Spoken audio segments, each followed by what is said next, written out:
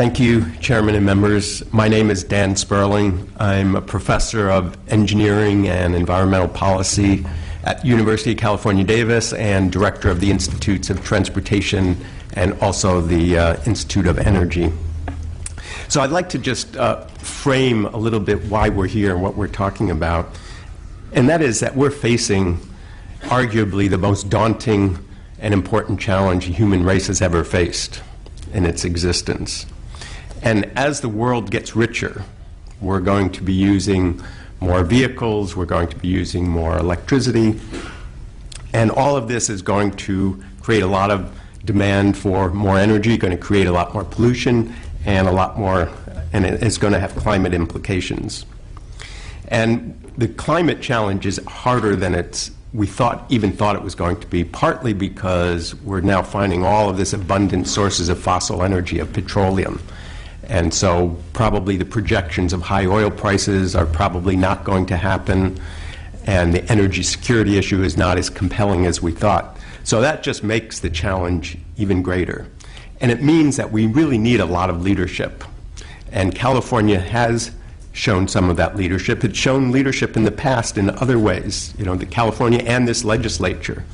It's in the past, it created the university system, it created the water system, the freeway system, and very importantly relevant here, the whole set of climate policies, climate laws that provide us the framework in moving forward. AB 32, AB 1493, which set the standards for vehicles back in 2002, SB 375. And so we have that structure in place, and you know, the question is, are we on the right vision path? And I'd say absolutely yes. I think we have created the basic set of laws and regulations to move forward in a productive, effective way. The challenge I see now is, what do we do after 2020? How do we prepare for moving beyond 2020 in ways that do meet environmental goals and economic goals, as well and social goals, as well as the climate goals? And so what we've created is this whole mix of regulations and market instruments, and the cap and trade is one of the market instruments, and there's a lot of emphasis on that, but I want to emphasize it's really a small part of our overall climate policies and regulations. It only accounts for about 20% of the reductions that we're anticipating by 2020. All these other things account for the other 80%. So we need to be, we're starting the process of thinking about how do we, where do we go next to really do this well. But to bring it back to where we are today, this cap, the cap and trade revenues, there are, when we started looking at this, we understood there were basic two methods to how to allocate these cap and trade revenues. One of them was to return them to individuals through income tax, through cash payments, and keep some small amount for research and development, some of the disadvantaged community type programs, equity issues. The other one, which is the one we chose to pursue, was to create this fund, to keep that fund of resources that's captured the auction revenues and use them for a set of programs like we've been talking about today. And we're, the goal there is to invest, in doing this, is to invest in the future and to fix inequities. And that's what we're really here talking about. And so if we look at how we do allocate these revenues, there are a few principles. We've talked a little bit about this. We can allocate the funds roughly in terms of the contributions or the problems. And something that kind of wasn't really fully addressed this morning so far is that the electricity part of this is actually being dealt separately. So there's a whole nother program there where the money is, as someone said, I think Chairman Nichols, the money is going back to ratepayers, which is similar to that other way we could have done it with this revenue. So that was one. So that's one principle, to give it back roughly in share contributions, and others to invest in anticipation of the challenges ahead of us. And that is, and I think this is the primary strategy for all of our climate policies. We need to be stimulating innovation. That's what this is all about, is developing the new technologies, changing the behaviors for us to be able to get large reductions moving into the future. And along the way, making sure we fix any inequities that exist or might exist. So I have just two recommendations, and I'll just leave you with those. One is, I think funds need to be set aside for program evaluation, because we need to be able to make course corrections. We need to be able to provide clarity for legislative oversight. And typically in the private sector, they set aside about 1% of funds to make sure that, to evaluate new products, new businesses that are created as you go along. I mean, how do we know we're spending the money right, these revenues? We need to be able to keep looking at it, because this is not this is only the first year. This is a long-term trajectory we're talking about spending these resources, and we want to do it effectively. Now, my second recommendation comes actually from the Local Government Coalition, the statement that they presented, and it really resonated with me. And they talked about establishing a program of funding greenhouse gas emission reduction projects implemented by local governments. And they say the development of such a program would require a relatively small amount of funding from the cap and trade proposal, and would position local governments to deliver significant greenhouse gas emission reducing projects in the future. I think this is so fundamental, so important, because so many of changes and actions are going to take place are at the local level, with individuals, with the cities, and we've starved our cities for so long now. In terms of their capabilities, in terms of their resources, we really need to be strengthening and supporting and empowering them to be able to take the actions. Many of them have action plans, but they don't have the resources or the capabilities to actually pursue them. And there are a lot of innovative ideas. And that's what we need here, is innovation. And most of that's going to come at the local level. So thank you, and I'm pleased to answer any questions. Thank you, Dr. Sperling. So I would categorize your approach to cap and trade as rather broad and flexible, as opposed to narrow, constrained. For example, Dr. Horowitz, with regard to what you're describing as riskier investments, among those proposed and before us, which would you describe as the riskiest among them? So, and we're speaking legally, right? Say that again? We're speaking in terms of legal concerns. We are, though I'm not your lawyer. I'm asking you only because you led with this. Yes. So the touchstone legal question is, do the funds facilitate greenhouse gas emission reductions?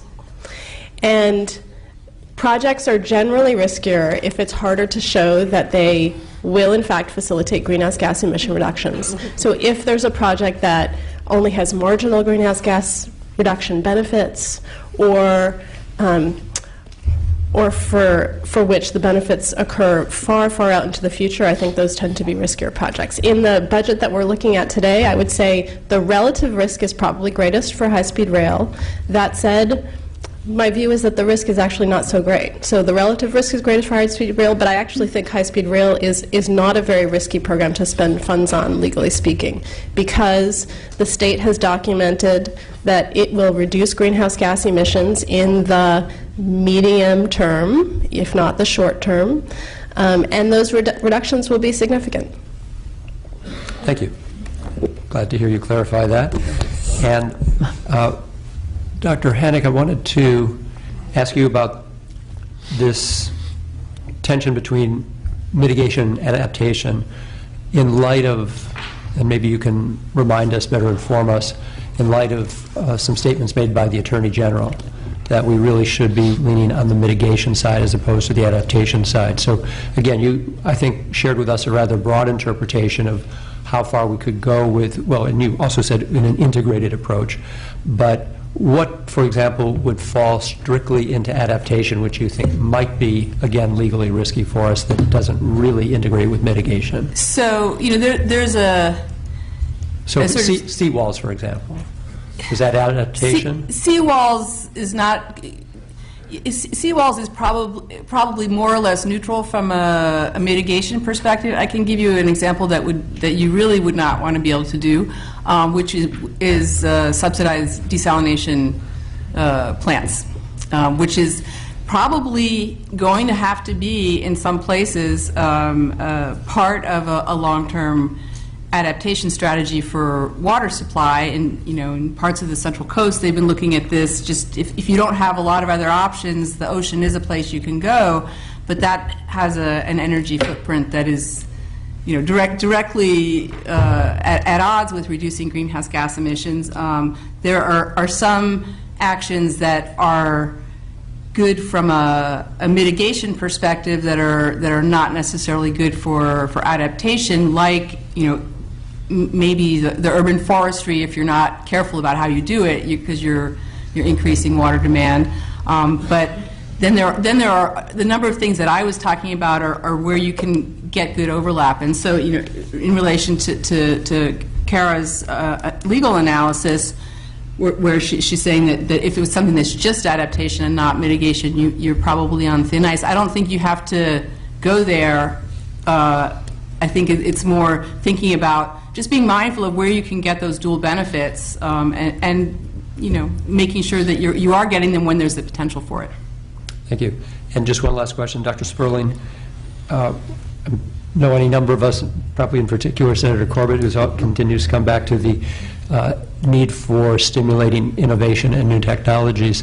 Can you share with us anything that you see from your research perspective going on either in universities or in industry that are on the horizon, things that we could be looking forward to that maybe we should be directing some funds toward because there's real possibility? Well, yes, there are many opportunities, but the reality is in the energy area in particular, it's very expensive. And I think, yes, I'm an academic and I want to look out for the interests of the university, and I think the universities have played a central role in so much of the successes of California and is in the energy area. But the amount of investment that's needed on the energy sector to change the energy system is massive. But there are, and there are a lot of breakthroughs happening in terms of fuels, biofuel, different ways of creating fuels out of waste material, out of using plants, re-engineering plants to be able to produce hydrogen directly, for instance. There's a lot of those ideas going on, and I think that it makes sense to have funds that support that kind of the basic science as well as the evaluation research. So there's just, to answer your question, I would just say there's so many opportunities that it is in the interest of the state to support it. Energy efficiency. Like at my university, we have a lighting center, and it's very applied engineering. They're coming up with just better ways of developing LED lights and others, and they've been pioneers. They work with companies, and we're getting tremendous, even just on the Davis campus, we have lights with sensors. You walk around at the parking garages, they turn off at night, and they're sensor-based. 50% savings in lighting energy, just from that little innovation. So the innovation, it's almost like we need to unleash all of this creative capabilities of the researchers, but as I said earlier, in the cities, because a lot of it is behavioral change, and a lot of it's cities supporting it. We have these kinds of new mobility services, innovative mobility services, that I personally think are an important part of the transportation future.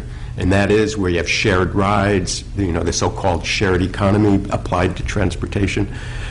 Unlimited number of opportunities there. The PUC just gave its first blessing of this, but there's been all kinds of rules and regulations holding that back. Local government is just another example. We need innovation in institutions and behavior. We are here talking about transforming our energy system, our transportation system.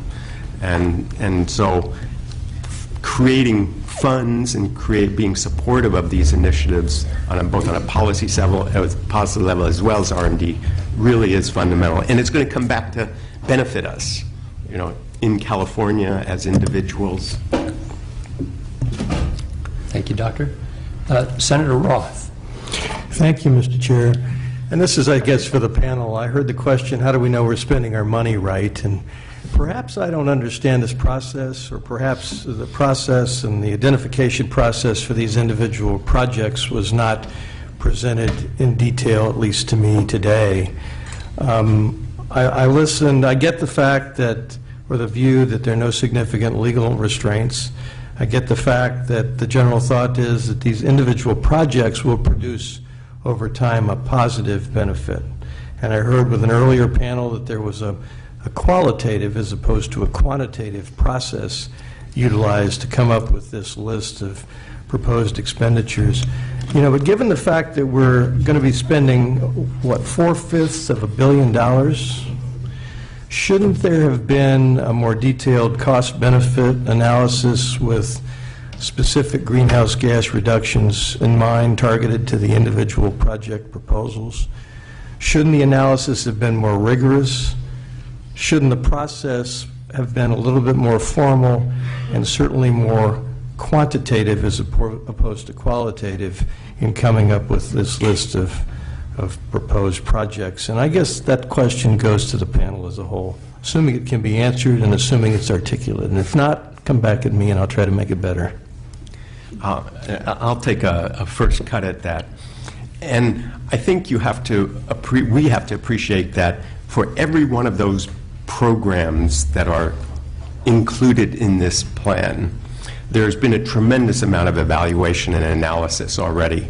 I know on the ARB side with the rebate program for cars, for electric cars, and all of these, all the SB 375 initiatives, there's just been huge amounts of analysis, evaluation going on.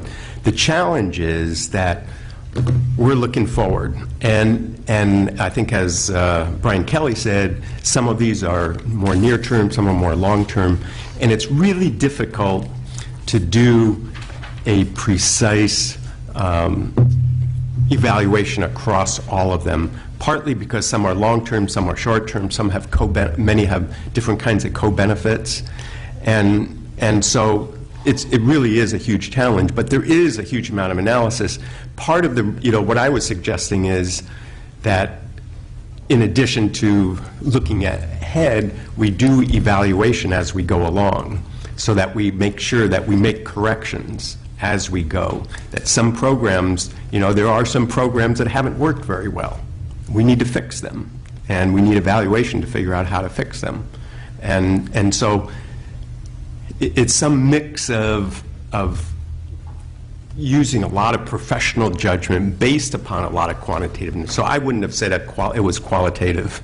That made me a little nervous. But but in fact, I think a better way of saying it is that there's been a tremendous amount of analysis, and then there was judgment used to try to put it together and make judgments because, as I said, for local governments, we know that we need to help out the local governments. And so part of this, the Strategic Growth Council investment is to support the local governments. And it's partly that judgment that whatever the cost benefit might be, when we do it, there's a lot of uncertainty in it, but we know that's a good place to invest. That's where money is going to be well used. Well, potentially well used. And then we do the evaluation and the monitoring to make sure that we give it to areas that do use it most effectively and not to those that don't use it as effectively. Well, perhaps it was in the presentation to us, but of course, folks have to keep in mind that we have to in turn make a presentation to voters with respect to the way, from fiduciaries, that we are spending the money generated by this program. So, thank you. Thank you, Mr. Chair. Thank you, Senator Roth. Senator Hancock. Thank you. Yeah, my initial reading of the plan, the cap and trades expenditure plan, is very much like yours. It's many good things that we know we should be doing are going to get a little more funding. To me, I honestly hope, to the committee, I guess, and to the other people that were here, that we have an honest conversation about high-speed rail. Because I thought that I read somewhere that it's only estimated after it's built to come up with 1% of the reductions that we need to achieve by 2020. Is there another number that anybody else has heard? I think you're referring to 1% in the scoping plan. Yeah, 1% in the scoping plan. Given that and the fact that we're being asked to continuously appropriate a third of the revenues, that may end up being the best thing to do. I imagine it would be that way because there was no other way to fund high-speed rail, and that it has a variety of co-benefits, economic development, and other things, which I think are very important, and I support it.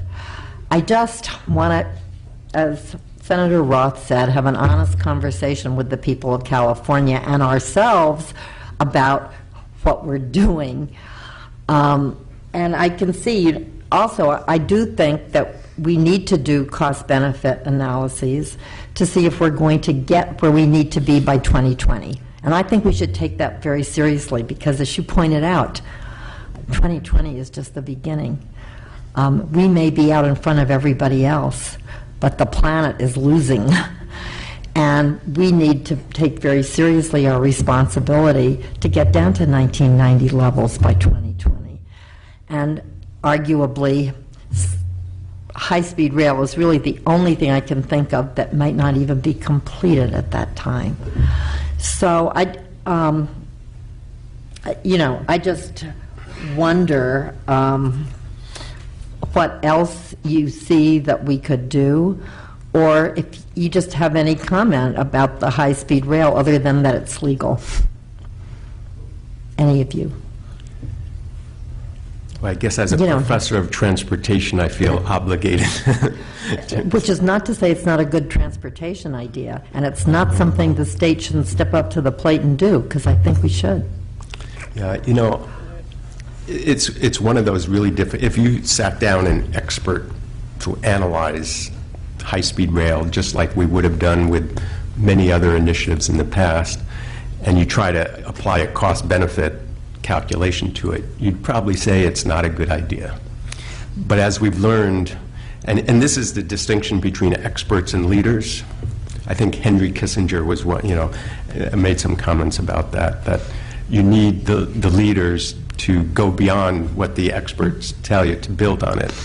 And in the end, high-speed rail will be a success if it's integrated into the transportation system of the state, if it builds on it, if it creates the backbone for a low-carbon efficient system, if it creates it begins to create an electrified rail system for California, it will be a great contribution.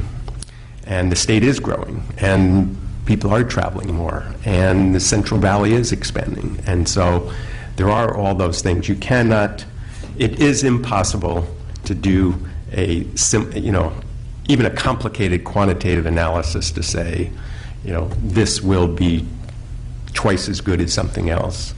And it really is because we're talking about transforming.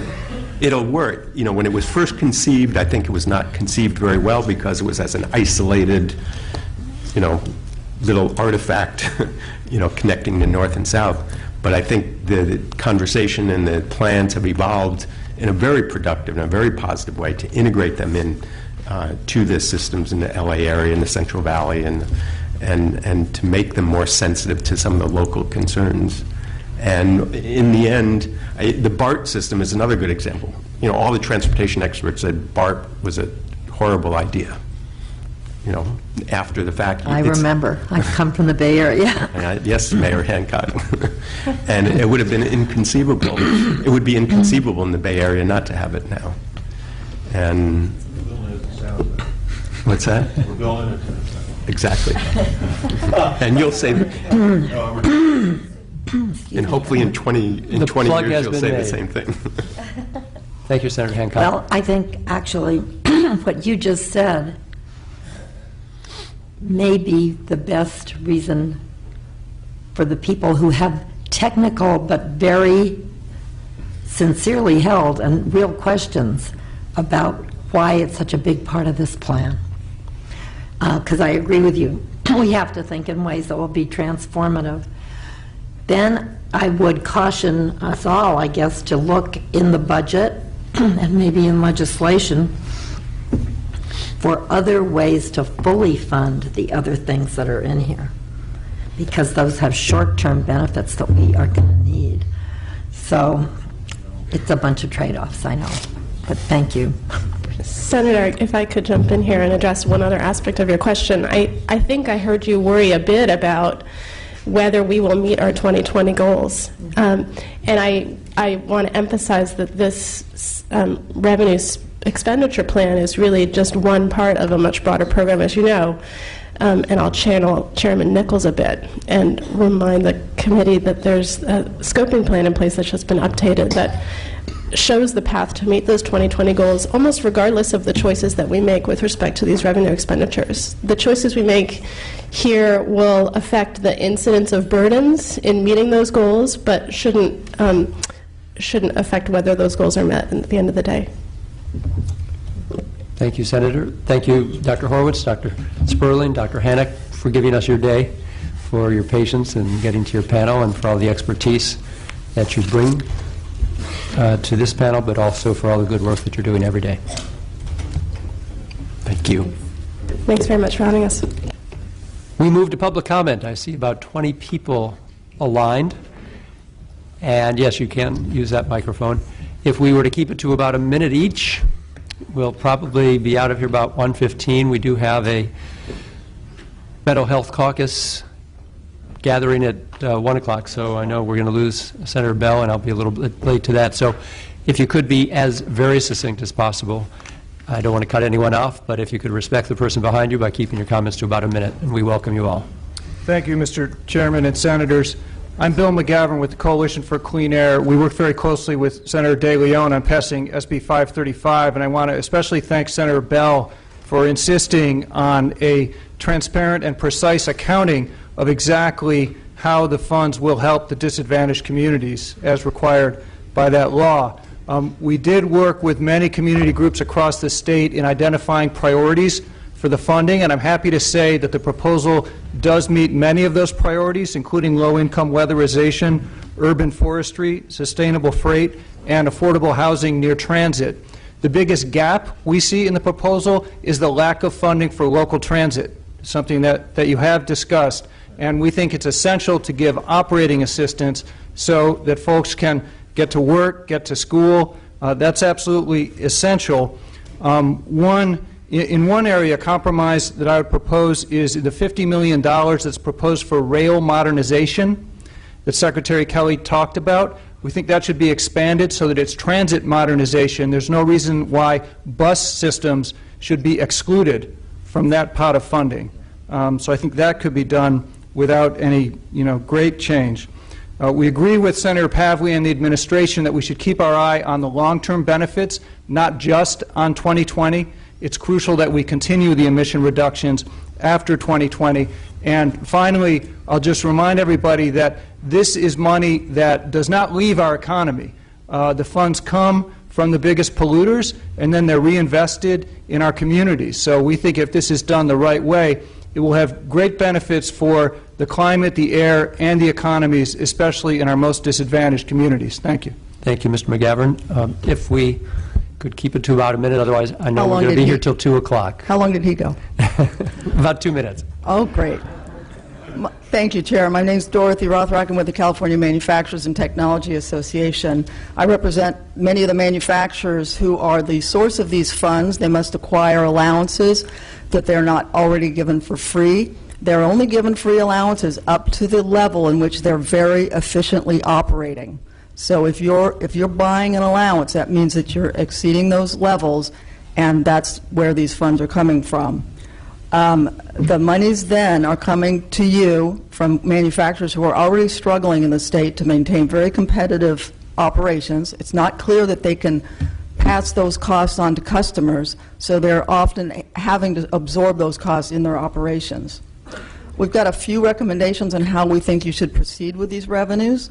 First, we don't believe that AB 32 grants authority to auction allowances to ARB. Could I ask that you submit those, because you're at about a minute already? Really? Okay. And if it is allowed, there may be constraints on the use of those funds to get the benefit back to the source of those monies. We think that sending those monies back to manufacturers to use to reduce their emissions, to reduce their compliance obligation, meet the AB 32 goals would be the tightest nexus between the source of the money and a good use in AB 32. It will minimize your litigation risk, because if you fail in the courts, and this hasn't been finally decided yet, if you fail in the courts and you need to refund that money, that's going to come out of the general fund. Thank you very much. I also want to remind everybody and invite everybody to Budget Subcommittee 2 on April 3rd. We'll have a cap and trade proposal in detail. So again, if you've got longer comments today, please submit them to the Budget Committee, but otherwise the subcommittee is going to dive deeper into this on April 3rd, and you're all invited to that.